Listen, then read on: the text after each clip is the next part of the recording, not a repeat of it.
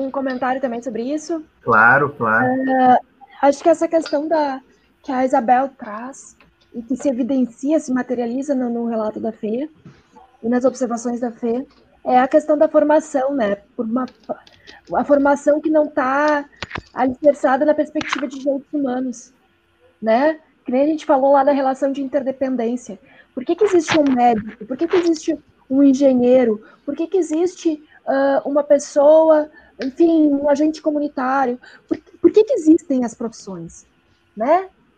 E aí a gente entra numa questão de relação de poder que a gente precisa se questionar. Eu sempre brinco com as gurias que eu não, quando alguém fala alguma questão assim, não estou bem, eu não me sinto preparada naquele momento para falar, eu não vou falar com aquela companheira, porque eu, enquanto psicóloga, sei que qualquer coisa que eu vou falar, eu tenho que estar inteira também, porque senão eu vou estar sendo reconhecida no lugar de psicóloga para falar.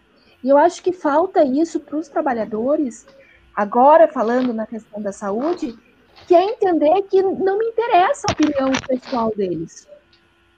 Eu quero a questão técnica. E essa é uma questão muito importante que a gente reconheça. Porque, assim, eu quando estava grávida, e eu descobri, enfim, eu tinha um atendimento lá com um médico, e eu saí do trabalho, fui lá, e o meu medo é que eu seria xingada por estar grávida.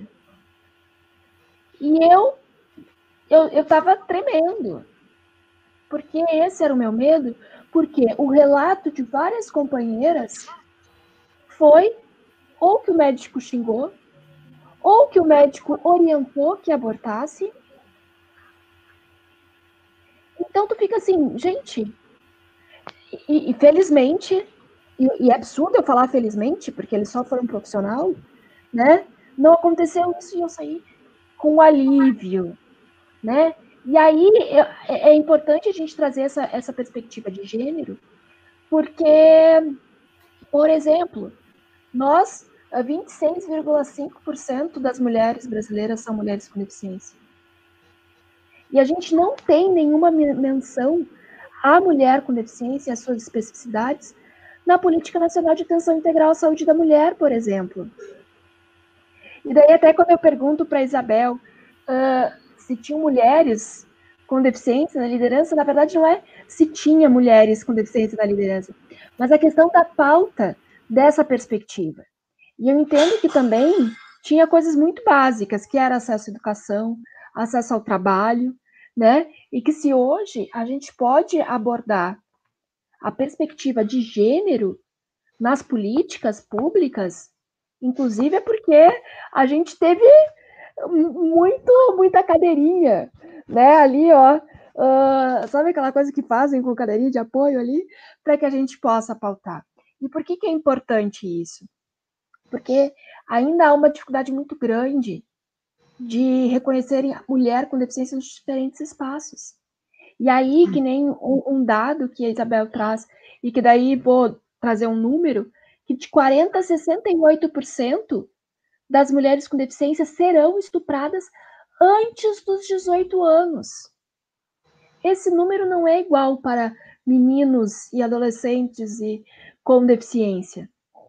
Tem sim uma questão de reconhecerem, mesmo que neguem que nós sejamos mulheres, de reconhecerem como nosso corpo como violável.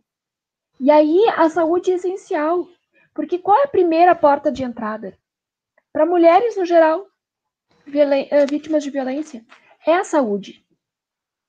E aí a gente tem, por exemplo, a estratégia de saúde da família, que é uma política super importante, inclusive, se capacitar, enfim, os profissionais, para reconhecerem a violência dessas mulheres, os agentes comunitários de saúde.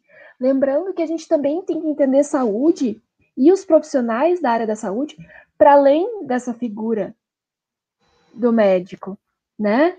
E da médica, enfim. E é muito bom ter uma companheira de luta aqui que é dessa área, porque eu gosto muito quando tu comenta, né, essa pretensão de semideuses, né? de querer ter o poder da cura. E às vezes é muito engraçado que é uma cura que nem é a pretensão nossa, né? Mas esse olhar patologizante sobre a nossa própria identidade, inclusive. E aí os profissionais têm que entender que a opinião pessoal deles, a reprodução do capacitismo, não nos interessa, é uma violação, é uma discriminação, né? E eu comento muito, até deu o exemplo ontem mesmo, né, Chorão, numa reunião, que a gente sempre pauta acessibilidade, porque acessibilidade é o mínimo. É o mínimo. Mínimo, mínimo. Mas, assim, o fato de ter uma maca acessível, uma rampa de acesso e uma intérprete de Libras não é suficiente. Não é suficiente. A gente precisa, sim, que a sociedade e os profissionais de saúde que estão inseridos nela reconheçam o seu capacitismo. Olhem para dentro, né? Se percebam nessa reprodução. Porque senão a gente não vai conseguir avançar. E a formação permanente é essencial para isso, né? Eu acho que essas questões, por exemplo, né, tem uma companheira que teve um atendimento com a ginecologista. A ginecologista perguntou se ela já tinha tido relações sexuais. Ela falou que sim, estava ali só com a médica. A médica fez uma cara de tipo, sei. Saiu da consulta, ela chegou para a mãe e falou: Ah, tu sabia que fulana? Gente, isso é sigilo profissional. É uma questão ética. E a gente ainda tem que garantir. Por exemplo, o caso de gestantes. Na hora do parto, uma gestante surda, uma mulher ali que vai parir, não ter um intérprete de Libras. Será que isso também não seria uma violência obstétrica? Uma mulher cega que vai parir, não ter alguém que diga o que está acontecendo, que converse com ela. Será que isso também não poderia ser considerado violência obstétrica? Eu acho que sim, porque é isso que é equidade. É a gente poder garantir as condições em igualdade de oportunidades, como bem lembrou.